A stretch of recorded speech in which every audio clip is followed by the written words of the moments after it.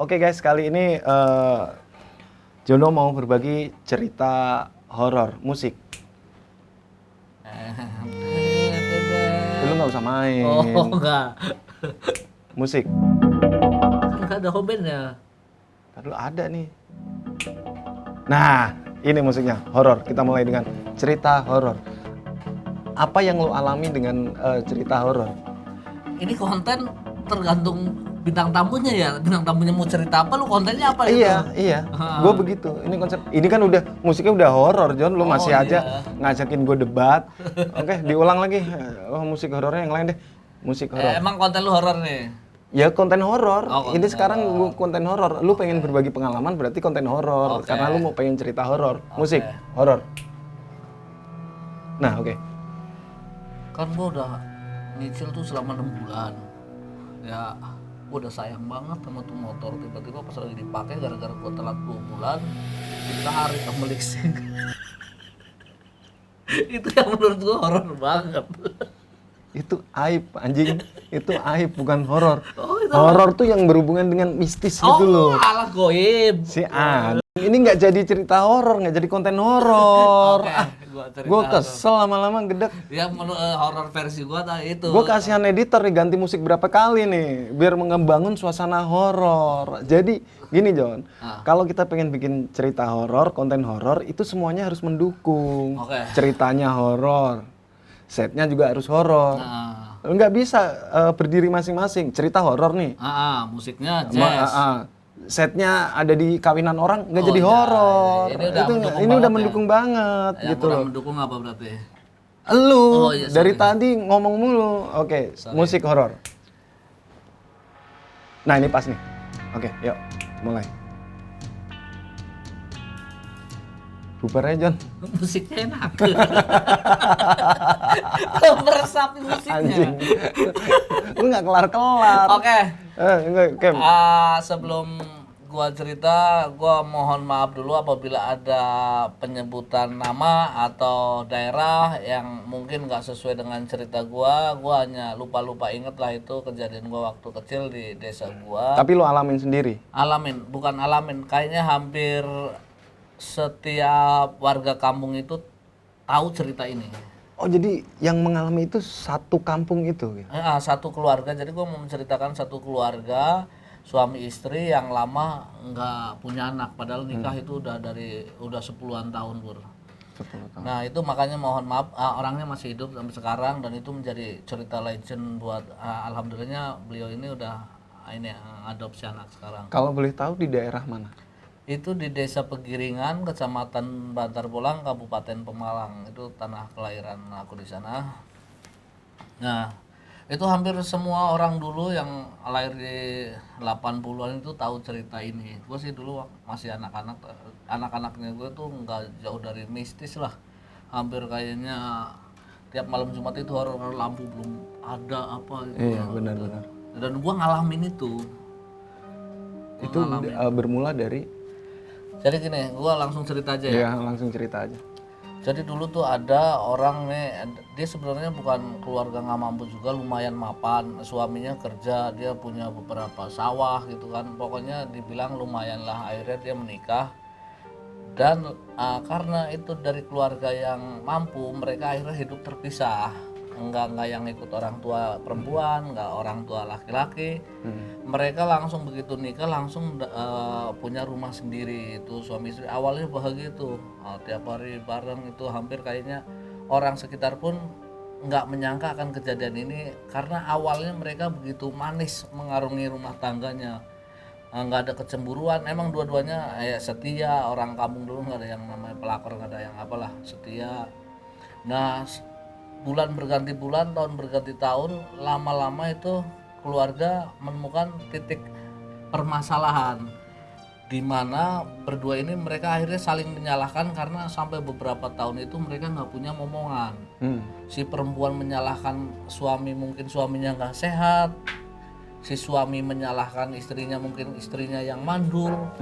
Itu jadi gosip keseharian lah buat lingkungan sekitar. Cuman karena orang dulu jauh dari dokter, nggak ada yang apalagi pengobatan alternatif, mereka tuh nggak ada yang konsultasi, nggak kayak orang sekarang. Mereka hanya tiap harinya ribut mulu. Dari yang awalnya harmonis, romantis gitu kan, lama-kelamaan rumah tangga mereka diisi dengan keributan. Seperti biasa kalau rumah tangga ada keributan cenderung menyalahkan sang perempuan. Perempuan hanya bisa menangis, itu sampai tetangga kadang datang memberi support, sabar gitu. Nggak tega ceritanya karena Nah, dari orang mapan ini, sang suami yang mapan ini lambat laun akhirnya malas kerja. Dia malas ngurusin usaha tadinya dijual nyicil apa. Dia larilah pelarian buat hiburan dia main judi. Si lakinya itu. Lakinya main judi, mabuk tapi nggak main perempuan untungnya karena dia bagaimanapun tetap mungkin menyayangi istrinya. Dia tiap larian, tiap berantem sama istrinya main judi, main apa.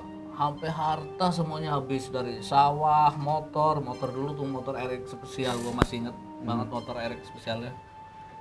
Itu kalah judi, pulang ngamuk, mabok, pulang ngamuk itu hampir tiap malam sampai utang-utang ke tetangga itu udah keliling semua Pur, dari yang awalnya mapan punya rumah sendiri sampai benar-benar habis. Istrinya udah kadang nih karena saking sayangnya si istri ke suami.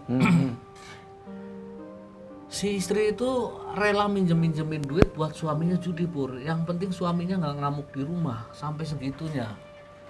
Sampai minjemin. Nah ini ada kejadian horornya di sini. Nah pas malam itu suaminya pulang mabok kalah judi. Ngerasa gengsi sama teman-temannya karena dibilang nggak punya modal lagi, dia pulanglah ke rumah Pur. Dia maksa istrinya buat mencarikan modal atau duit buat dia berangkat lagi judi lagi. Tapi karena kondisinya hujan dan sang istri itu bingung mau minjem ke siapa lagi, dia hanya pasrah. Main tanganlah suaminya ini. Sampai suaminya ngeh kalau istrinya itu menyimpan cincin satu-satunya perkawinannya dulu Pur. Itu kan umur perkawinannya udah 9 tahunan. Cincin yang awalnya muat itu jadi mengecil, dipaksa sama suaminya buat dia modal main judi. Dipaksa sampai kenceng, sampai yang terjadi adalah tulang ininya patah Pur. Dan suami itu nggak peduli, ininya sampai patah. Sang istri cuma nangis, bawalah judi. Nah begitu judi sampai subuh, menjelang subuh itu dia kalah habis Pur, cincinnya habis. Pulang dia mabok sempoyongan di pinggir jalan, dia menyesali Pur. Pas kena hujan itu dia menyesali kayak kok sampai setega itu, sampai ngerebut cincin kawin di istrinya, sampai jarinya patah. Dia sampai mabok sempoyongan. Kalau di dulu tuh ada namanya ranggon, anggok yang dari bambu itu di pinggir jalan kan ada gubuk gitu. Dia mabok sampai ketiduran. Menjelang subuh itu hujan-hujan, terus dia didatengin seorang nenek-nenek. Itu didatengin nyata atau mimpi? Didatengin nyata. Datengin nyata. Datengin nyata. Biasanya kalau orang-orang dulu kan suka ada yang jaga gitu kan. Oh iya, kodam. Mungkin itu ya.